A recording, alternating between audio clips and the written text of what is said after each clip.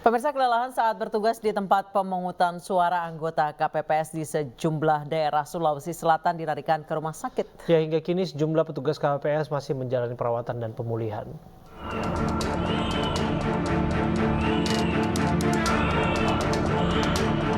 Diduga karena kelelahan saat bertugas di tempat pemungutan suara, 6 anggota kelompok penyelenggara pemungutan suara KPPS di Kabupaten Sinjai, Sulawesi Selatan dilarikan ke Rumah Sakit Umum Sinjai.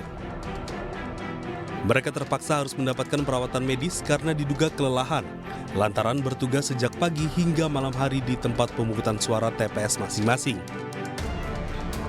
Rumah Sakit Umum Sinjai menerima ke-6 pasien dengan keluhan mual, pusing, dan muntah-muntah.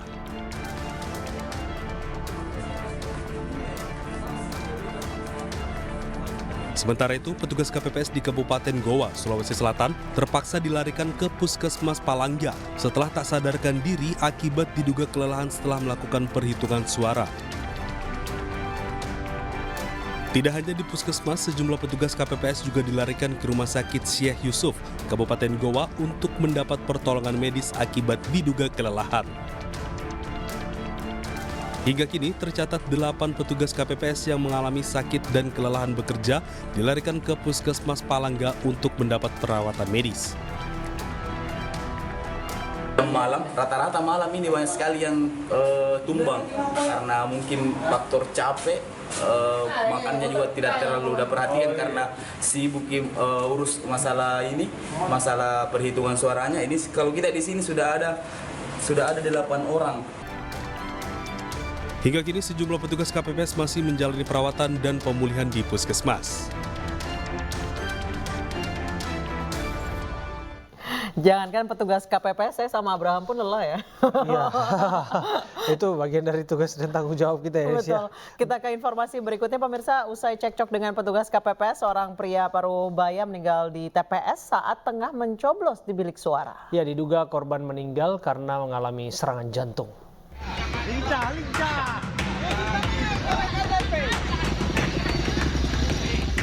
Seorang pria Parubaya warga desa Petangguhan, Kecamatan Galang, Kabupaten Deli Serdang, Sumatera Utara meninggal di TPS saat tengah mencoblos di bilik suara. Diketahui sebelumnya korban sempat terlibat cekcok dengan petugas KPPS karena tak diizinkan memberikan hak suaranya karena tak memiliki identitas yang lengkap. Saat pemilih datang ke TPS ingin memberikan hak suaranya, tetapi beliau tidak membawa identitas. Beliau ngotot untuk tetap bisa memilih. Sementara kan regulasinya yang kita sampaikan kepada teman-teman itu harus tetap membawa identitas diri seperti KTP, fotokopi atau suket ya kan. Tetapi juga terjadilah cekcok gitu kan dengan tugas kita di TPS, dan setelah itu jalan keluar juga diberikanlah untuk surat suara kepada bapak itu yang kurang lebih usianya 83 tahun. Dan setelah diberikan, beliau ke bilik suara, tiba-tiba seperti sesak ya, menurut cerita dari teman-teman di lapangan, sesak dan pingsan, dan dibawa ke puskesmas. Sampai puskesmas sudah meninggal dunia. Diduga korban meninggal karena mengalami serangan jantung. Kini korban telah dikebumikan oleh pihak keluarga di pemakaman Muslim Desa Petangguhan, Kecamatan Galang. Dari Deli Serdang, Sumatera Utara, Amiruddin, iNews melaporkan. Ya, kita kembali berdialog bersama dengan narasumber kami. Saya ke Bung Jerry. Bung Jerry, kalau kita amati ya, ternyata memang tanggung jawab menjadi petugas KPPS itu begitu besar ya, melelahkan ya. Kalau Anissa katakan kita lelah, ya itu bukan tanggung jawab kita. Apalagi mereka yang bisa dikatakan ya kurang lebih ada 48 jam mereka harus siaga dari proses persiapan sampai pencoblosan, penghitungan lain sebagainya. Tapi apakah kemudian apa yang diberikan kepada mereka sudah setimpal, dan pada prakteknya apakah pengawasan yang juga diberikan tentu saja kepada mereka ini juga sudah mumpuni sehingga pada akhirnya mereka bisa menjalankan tugasnya dengan berintegritas? Iya, memang begini ya, proses teknis di TPS itu kan rumit ya, karena kita memang pakai sistem yang rumit, khusus untuk pileg ya, kita pakai sistem yang rumit. Jadi memang butuh orang yang sebetulnya punya pemahaman yang cukup tentang hal-hal teknis gitu ya, supaya dia lebih mudah mengurusnya ya, khususnya ketika merekapnya. Lalu tentu kita ingatkan dari dulu itu, karena pengalaman 2019, orangnya harus sehat. Orangnya harus sehat ya? Ya, orangnya harus sehat gitu. Tapi nggak begitu gampang sebetulnya merekrut meskipun rewardnya sudah dinaikkan, nggak gampang juga rekrut petugas KPPS di tingkat desa. Karena kan butuh 7 orang. Kalau ada 5 TPS berarti kan 5 kali 7. 35 orang. Iya, apakah ada sumber dayanya di desa yang pertama independen ya, dan dia relatif sehat dan lain-lain, itu nggak begitu mudah. Termasuk melek internet lah ya, cakap menggunakan internet, apalagi dia harus upload itu kan formulir C1 Plano lewat video, termasuk menggunakan gadget juga, harusnya mereka punya infrastruktur itu kan. Sebetulnya untuk pemilu yang sekarang itu KPPS itu dilengkapi dengan handphone yang lebih canggih sedikit ya, karena dia harus foto atau harus scan untuk upload dalam sistem Sirekapnya. Di samping itu mereka harus berikan ke saksi peserta pemilu, kan itu aturannya begitu. Mereka harus dapat kopi dari dari KPPS-nya. Sebetulnya masih segar di ingatan kita sebelum pemungutan suara dimulai ya, semacam parodi kepada petugas KPPS yang menjadi abdi negara begitu ya. Ini semacam masyarakat yang tercapai cita-citanya begitu ya, mengemban tugas. Ini memang tugas berat sesungguhnya, dan tidak boleh dipandang sebelah mata ya, dan tidak bisa dianggap seremeh guyonan-guyonan yang dibuat di media sosial sesungguhnya.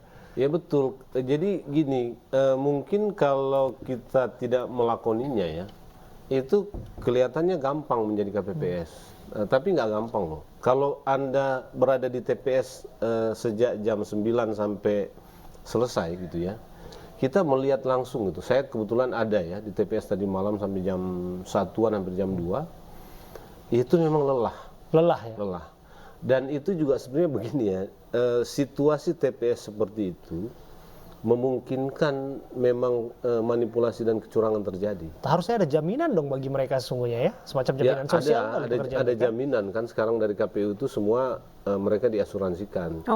Ada asuransinya setahu saya ya, karena pengalaman 2019 yang lalu. Tapi kan tetap saja itu ya memang semestinya diasuransikan seperti itu ya, tapi nggak bisa mengurangi kerumitan sistem kita. Sebetulnya memang kita baiknya ini masuk ke sistem yang bantuan teknologi lah ya. Seperti yang terjadi di Amerika ya. Baik, saya ke Mbak Neni. Mbak Neni, kalau misalnya dari DIP sendiri, apa keluhan atau catatan dari petugas KPPS di wilayah pemantauan Anda? Ya, sebetulnya kalau berkaitan dengan adanya petugas yang meninggal dunia, kami sih sampai jam 2 malam ya, Mbak Anissa, masih menemukan ternyata anggota di TPS itu masih bertugas hingga malam di pemungutan, dan ketika kami melihat juga ada banyak nih Mbak Anissa TPS yang itu potensi pemungutan suara lanjutan dan juga berpotensi pemungutan suara ulang. Misalnya di Kabupaten Bogor.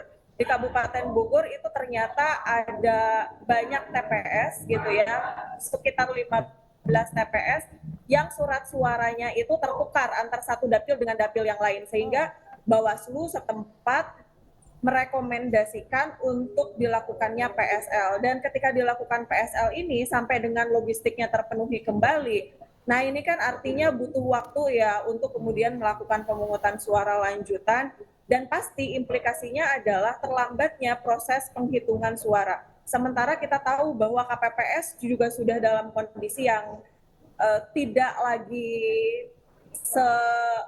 sefresh pagi-paginya gitu ya, ketika dia melanjutkan tugas di malam harinya. Belum lagi tadi penghitungan suaranya yang juga meskipun memang form C-nya itu sudah ada inovasi dan kreativitas dari KPU ya, misalnya di scan tinggal KPPS itu tanda tangan, tetapi saya rasa itu juga tidak menyelesaikan permasalahan di lapangan gitu. Belum lagi tadi kata Bang Jerry, dituntut untuk mengupload ke Sirekap yang itu jumlahnya sekitar 60 lebih C1 plano untuk diupload ke Sirekap.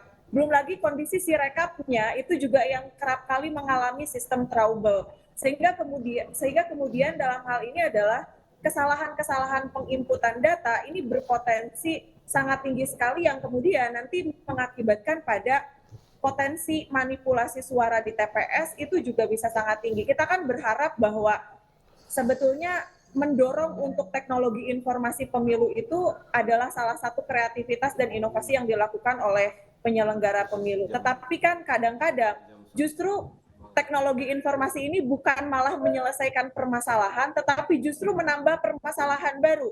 Bukan hanya servernya yang down, tapi juga ini dapat mengurangi kredibilitas kepada penyelenggara pemilu itu sendiri dari masyarakat gitu ya. Misalnya tadi ada banyak informasi-informasi yang beredar bahwa di Sirekap itu ternyata sistem akurasi validasinya juga masih dipertanyakan gitu.